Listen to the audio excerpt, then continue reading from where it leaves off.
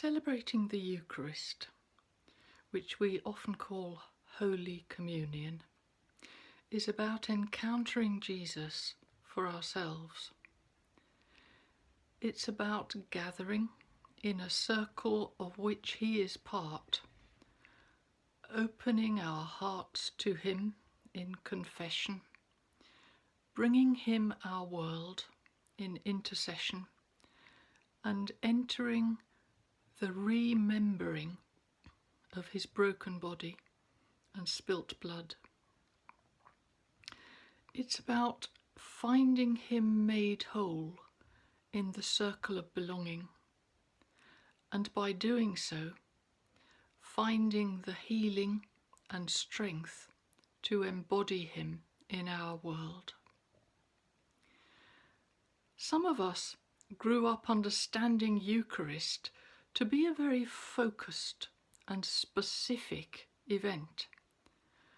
A robed priest standing at the altar saying the special prayers, and then ourselves reverently eating the blessed wafer of bread, sipping from the chalice of holy wine, returning with bowed heads and folded hands to kneel in our pew and wait to be dismissed. But gradually we've come to realise it is so much more than that. What we saw and did in the church service was the ritualised reenactment of something so huge we could never realistically bring it into focus. Here is all the brokenness of the world. Here is every child whose only playground is the rubble of bombed buildings in a war zone. Here are the refugees in the biting cold of northern France, watching the flimsy shelter of their tents torn down and their belongings thrown into the mud by the police, the representatives of society. Here is the frightened COVID patient clutching the gloved hand of the anaesthetist who has come to put the respirator tube in. Here is the mother who, drowned in the relentless exhaustion of lockdown pressure, and suffocated her terribly disabled child. Here is the corrupt politician pocketing public funds. Here is the divorce and the redundancy, the bailiff knocking at the door, the food bank queue. This is the broken bread. This is humanity dismembered, Christ's arms pulled out of joint by the weight of His body on the cross. This is the spilt blood of life, trickling down from the feet that brought the gospel of peace, held in place by a 5-inch forged iron nail hammered through them. But the miracle we express when we make our Eucharist is the remembering of our humanity, Christ's humanity.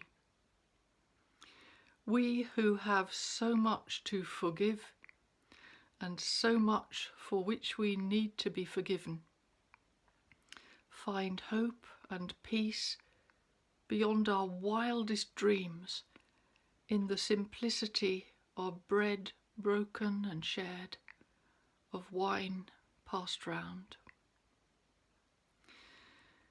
There is a special Greek word, well, isn't there always in church, for the moment of consecration, epiklesis. In this moment of blessing, our theologians have taught, the Holy Spirit becomes one with the bread and wine. And so when we eat and drink, the Holy Spirit comes right inside of us.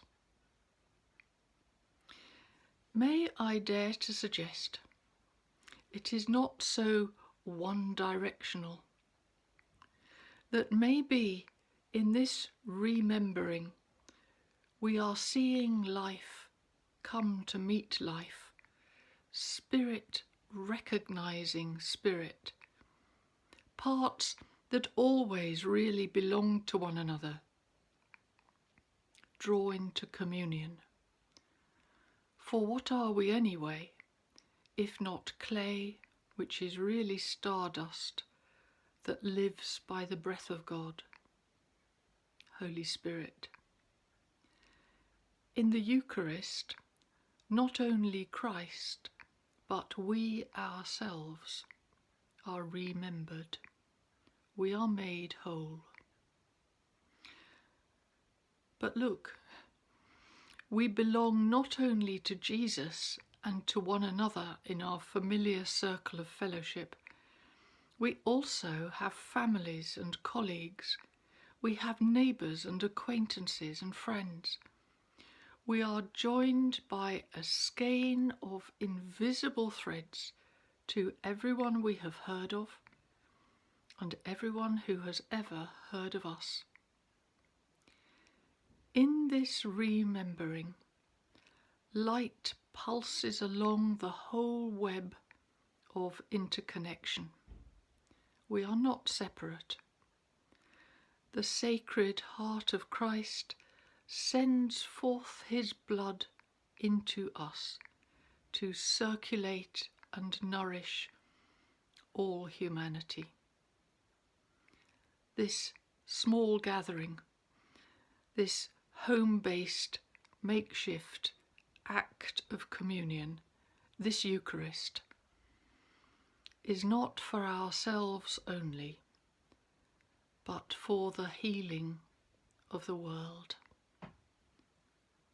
Do this, Jesus said, to remember me.